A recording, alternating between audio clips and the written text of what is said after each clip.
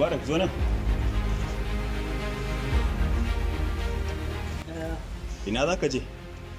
To ya da yake ka san gobe zaɓe. To wani rabin ne ya kira ne ce mu je mu kula da jama'a sakamakon ni ne ma ejan akan akwatin. Ok, to na ji dan matso. To ya.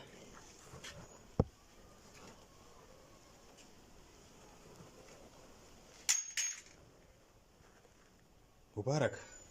Ya. Abin da nake so da kai ka saurare ni da kyau. Ranar zaɓe ba ranar tashin hankali ba ce.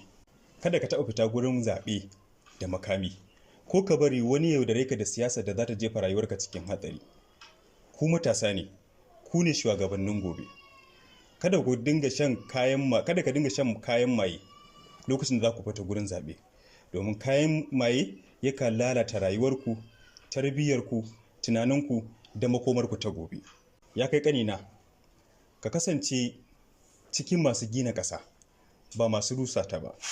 Ka zamto abin alfahari ga iyayenka da al'ummarka. Ka kasance cikin shugabannin gobe masu nagarta. Allah ya albarkaci rayuwarka, ya sanya haka zamo cikin shugabanni masu nagarta. Amin ya rabbi, na gode.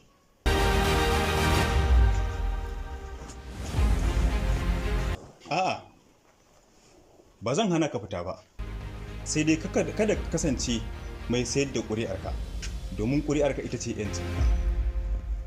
To shi kenan ya. Wanka, dama da gaske ne akwai mutanen da suke ba da kuɗi da taliya domin in lokacin zaɓe ya zo a zaɓe su? Mana, ai wasu ma idan ka ba su ka nuna musu katin zaɓenka nan take za su baka kuɗin. A'a, ban ga laifinsu ba ne.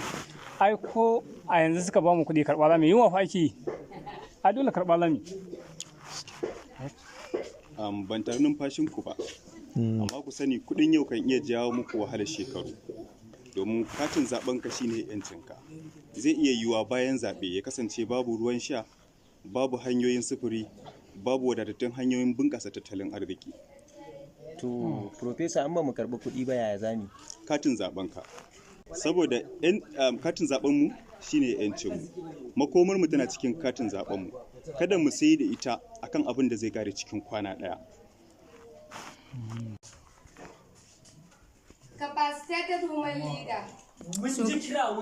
Shugabar akati da kanki, ina sarkin gida? Mun ji kira mun amsa, kin san yau ba ranar zama wace ba. Nan dakata, domin yau kwama nake da jama'a tun safe a cikin gidan nan. To yanzu da ya ake ciki. Kaya ne sun sauka, atamfa ce da kuma sabulu da naira miliyan 1 da kuma 500,000. Kamar ya miliyan 1 da 500,000? Ba mu gane ba me miliyan 1 da 500,000? Umar Lida, tunade. Me zan tuna ku gashi na faɗa mu. Ku ba kwa cin ribar zanci. Ita 500 ɗin na ɗauke mana ita wadda za mu raba ta a yanzu don kowa ya tafi gidansa da ƙwarin gwiwa. Sannan kuma 500 ɗin na ɗauke ta ne wadda za mu raba a gobe domin mu tallafa wa al'umma a wurin zaɓe. To amma duk da haka fa akwai sauran miliyan 1 muna sane.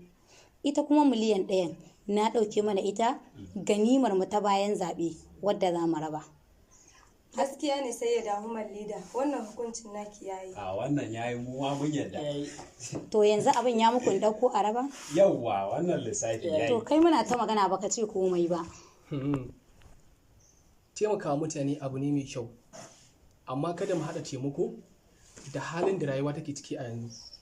Mu sani ƙuri'ar mutane sirri ce, a yi amfani da ita bisa lamiri. Sai da na ce kar mu taho da shi, amma kuka kama kuka taho da shi. Ta ga malam, ta shiga fita.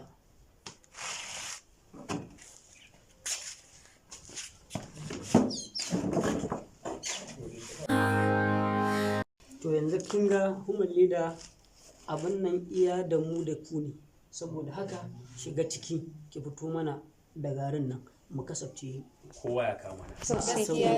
To shi kenan. To riƙen wannan ɗaya kuma.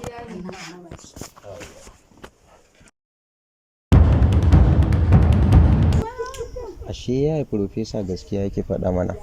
Mun yi tunanin abin da muka karɓa ranar zaɓe shi zai magance mana matsalolin. Yanzu gashi nan kullum matsaloli karuwa suke yi.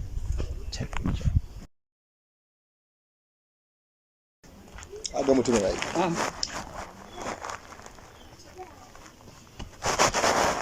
kaga irin ta halin da ake ciki sai da aka ce kada mu sai da ƙuri'un mu muka siyar gashi halin da muka fada a ciki yanzu. Da a ce lokaci zai dawo da na yi amfani da ƙuri'ata bisa lamiri. Wallahi na yi da na sanin ku. Na biye muku mun yaudari tunanin al'umma saboda biyan bukatar wani. Gashi yanzu babu sabulu babu kilan ɗin kuma kuɗin ya ƙare na rasa inda zan sa kai. Kuskure na zama wa darasi idan mutum ya gyara. Wani zaben yana zuwa. Sai ku gyara kuskuren ku domin ku zama abun koyi ga sauran jama'a. Insha Allah. Ƙuri'a ba komai bace amana ce. Makomar al'umma tana farawa ne daga akwatin zaɓe. Nan gaskiya. Dan takara, wai da gaske kana kallon ku za a samu canjin nan? Tabbas canji zai iya samuwa ta hanyar zaɓar wanda ya dace ta wannan ɗan yatsa. Da wannan ɗan yatsan.